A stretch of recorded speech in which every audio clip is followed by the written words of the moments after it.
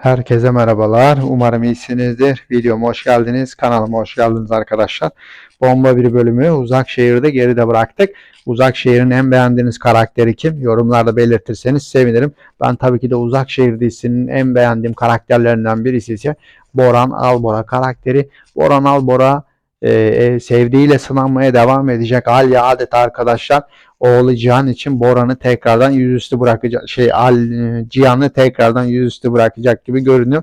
Fragmanda da dinlemişsinizdir arkadaşlar. Fragmanda Boran Albora Ali'ye bir teklif sunuyor, bir şart koşuyor ve bu şartı yerine getirirsen çocuğunu alırsın ve dediğim gibi Aliye da çocuğu için her şeyi yapacak bir isim olduğu için büyük bir ihtimalle de bu şartı kabul edecek. Bu şartta tabii ki de Cihan'dan boşanmak olacaktır. Bakalım neler yaşanacak. Efsane bir bölüm bizleri bekliyor. Detaylar geldikçe de paylaşmaya çalışacağım. Sağlıcakla kalın.